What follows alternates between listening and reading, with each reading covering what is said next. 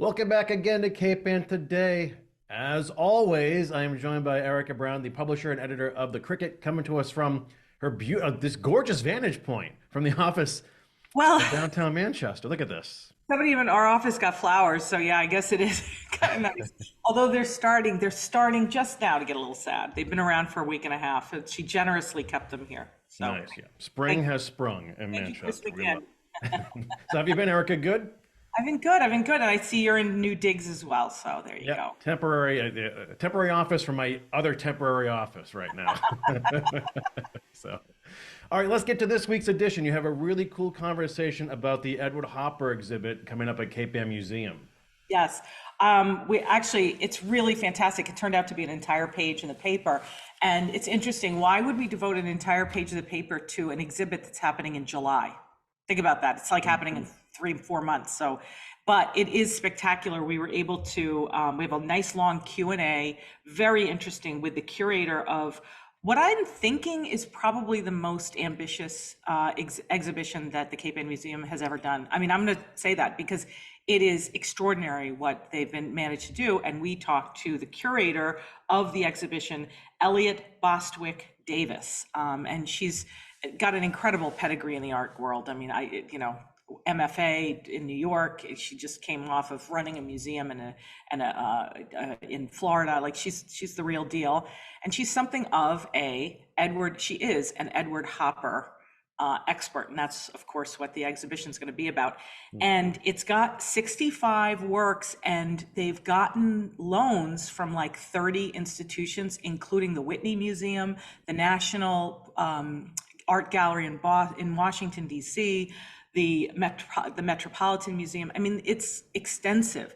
The Whitney, of course, is the biggest because they have the biggest. I think they have the single biggest artist donation in American history. It's like 3,000 works that are associated all with Edward Hopper. So if you're going to do an Edward Hopper exhibit, you're not going to do it without him. So Yeah. Edward Hopper is kind of familiar to us, even though he's by most people in the United States think of him as a New York artist because he's most famous for these kind of modern feeling life in the city, modern regular life. So night hawks, people sitting in diners in 1940s New York, kind of lonely but not sad people. Like that's what I think of when I think of Edward Hopper. And I think a lot of other people think of him that way too, because those are his most famous paintings. And of course, the Whitney is sort of where you get Edward Hopper.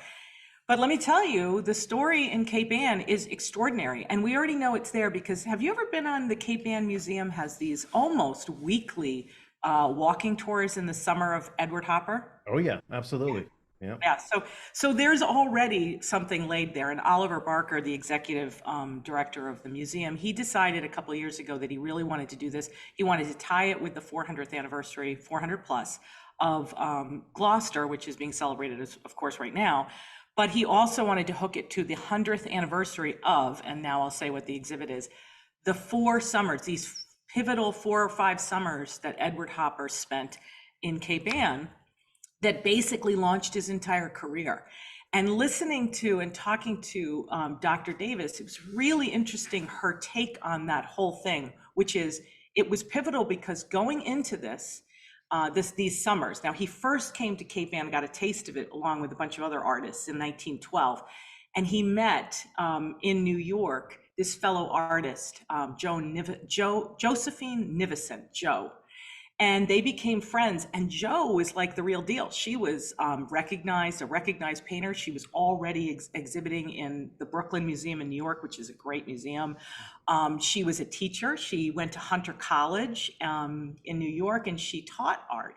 And all of these things played into the fact that she met Edward Hopper, and she encouraged him and taught him, like basically sort of encouraged him to expand because he was he was frustrated. He was trying to become a real artist, a known artist. He was very, very talented, but she really encouraged him to do 2 things. Number one, go into watercolor, which was at the time inexpensive and a little more democratic. It was easier to do. It was less expensive to buy and less expensive to do. So he was already doing oils, and she said, no, do this stuff. And she was definitely pushing him. The other thing she pushed him to do was on Cape Ann in particular to go after landscapes and seascapes. Now, he always loved Winslow Homer, who was famous for, sea, the sea and the coast. And he, of course, grew up, people don't know this, but he grew up on the Hudson River in New York, and he built a boat before he was, when he was a teenager with his dad, and they went out on it. So he kind of romanticized the sea. So that's why when he came to Cape Ann, he just fell in love with it. And he started painting. And after these 4 summers, she argues 2 things. Number one, that his wife, now, by the way, Joe becomes his wife. And I love the story. Have you ever heard the story about how she really lobbies for him, and she's obviously, they're in love, right? They're on Rocky Neck. They're like painting all over the place. They're in love. And they go back to New York, and she goes to the Brooklyn Museum, where she has been selected as an artist for this big watercolor exhibition. She goes to the curators and she advocates for him. And she says, no, I know this guy and he's great. And they relented, and they put in 6 paintings. And his very first painting he ever sold was from that exhibition in New York at the Brooklyn Museum. And it was a painting called The Mansard Roof, which is a home in Gloucester. It was a Gloucester watercolor home, and it was his first sale for $100, and he was off to the races. Now, her by meaning Dr. Davis, her kind of posit is that Jo Nivison was really, she wasn't the woman behind the man, by the way. She was the more successful artist. She essentially was his producer, and that's what she settled in. So this exhibit will be all these works during this prolific period of time. Remember, later on in his life, like the 50s, 60s, when he was like a big deal, he would paint maybe 1 or 2 paintings a year. But this time he painted hundreds. So it's really interesting. He's finding himself, and she's helping him do it. And then she spends the rest of her life actually being his producer. And so this exhibit is as much about her as it is about him. And it's also as much about his love of the sea and of Gloucester, and in particular, and Cape Ann, not because it's just beautiful, but because for him at the time in the 1920s, and I'm sorry I'm going on, but in the 1920s, Gloucester represented this incredible spectrum that he loved about life. It had wealthy captains' homes, and then it had working homes, it had immigration, it had these communities of people, Portuguese, Italian, that it had the telephone wires that he loved to paint. We think of them as clutter, but at the time that was technology. That meant something was happening. He loved the rail yards and he loved the shipyards. And also one of the paintings that's going to be here, and that's the last I'll say about it, I promise. He also has a great painting in here of a schooner that was built in Essex and actually entered into an international competition that year. So it's very local. I mean, you really feel this immediacy about Cape Ann with Edward Hopper that I never appreciated, because I always think of him as an urban New York artist. And here is this time, and this essentially was the springboard to the rest of his life. And now he's known as one of America's greatest painters.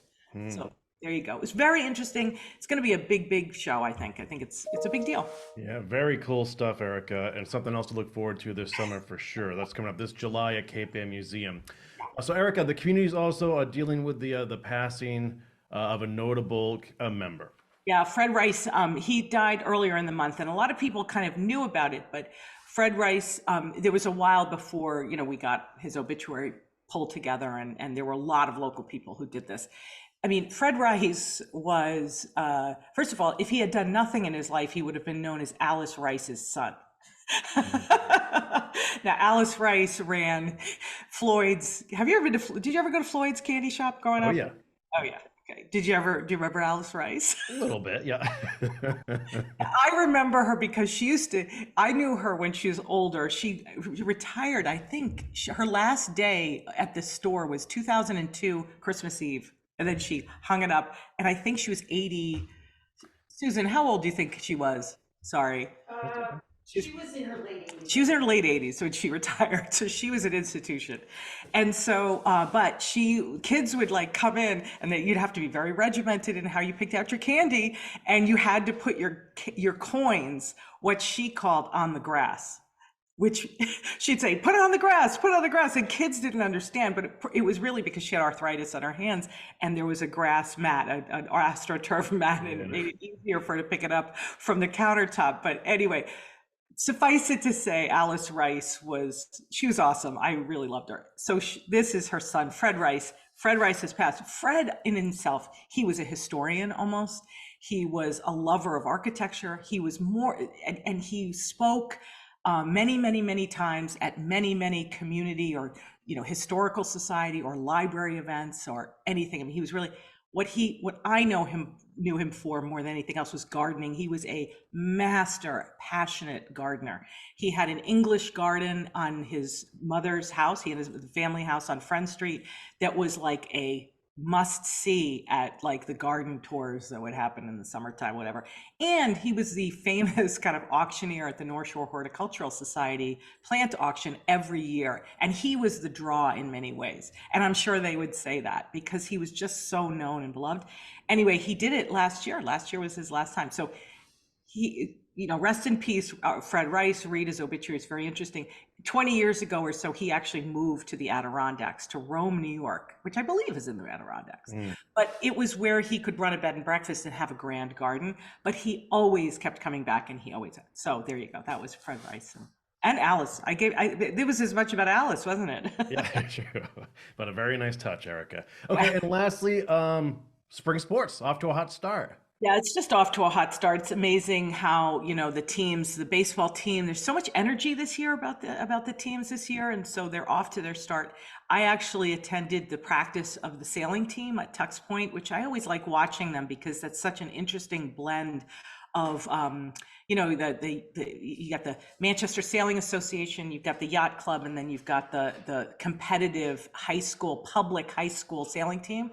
And they seem to kind of all work together in this way that's incredibly powerful, and they do a great job. So I was watching them, and they've added Landmark last year to their practices. So now they have 2 teams practicing together, and I think they're about to add Pingree. So that was really interesting. I'm going to watch them closely. That's Tony Leggett is the coach there. He's doing a great job. But then they've added softball's going on this year, lacrosse, boys and girls, that's going on. Anyway, we have the schedule in this week, the comprehensive schedule all on one page, so you pop it on your fridge. So there you go. Yeah, and coming out last year, they had great seasons as well. So It's always cool seeing those boats off of a Tux Point too. Yes, exactly. And then, the coolest is actually the baseball last year. Were you referring to baseball? I mean, they got to go get their state rings at Foxborough about a month ago, I think, or 2 months ago, something like that. It was a really big deal. It was a big deal. That's awesome. Okay, thanks as always, Erika. We'll have town meeting news coming up soon, right? Yeah, very soon, and we'll have the whole wrap up for you the next time you and I talk. Okay, see you this time next week. Okay.